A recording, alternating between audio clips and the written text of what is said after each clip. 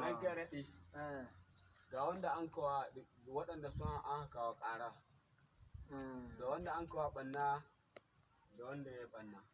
To kai wani na an kai na an kai ɓanna? Ni na an kawo ɓanna ranka daɗe.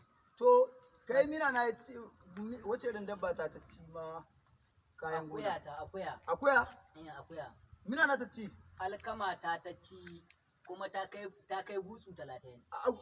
Alkama? Alkama. Gutsu na? Gutsu ya kai 30.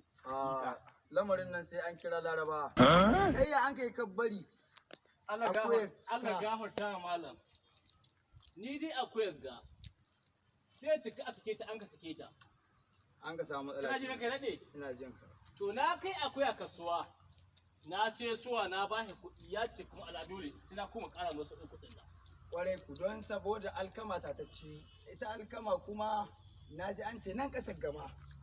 Duk gutsu guda yana buhu 2 da rabi. Balantana can Saudiya da.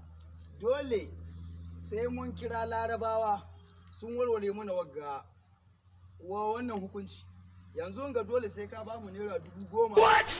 Sa'an nan mu kira Balarabe ya zo yi muna hukuncin da ya kamata.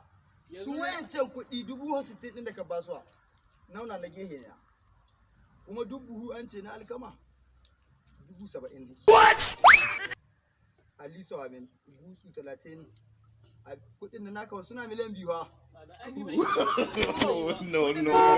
Miliyan 2 duk da ka sai da jakin nan fa dole sai ka ba da kuɗi. Yanzu 10,000 na kawo ko? Yanzu dole sai ka ka kawo mana 10,000. Kai mai gona ka yi hankuri ita ya kawo 10,000 a kira Laraba don shari'an nan sai an kira Laraba wallahi. Bayan yanke ta. Alkama ta wala ta shigo cikin wuraren mata wala. Ya haka kawo. Zan na ka kuɗin ranka daɗe. Don haka sauri fa. To ya insha Allah. Kama min kai fa. To ya insha Allah. Sauri ya kawo 10,000 ɗin nan fa. Wallahi zo ga shewa ce mu da kamar rigima wallahi gobar rigima. Zuwa in waƙe faran nan wallahi. Wallahi zo kan waƙe da lakiyo mu amma ya wallahi. Yana kawo kuɗin nan 10,000 ni. Dole in ta in sha miyar. Salamu alaikum. Wa alaikum Wallahi da assalam.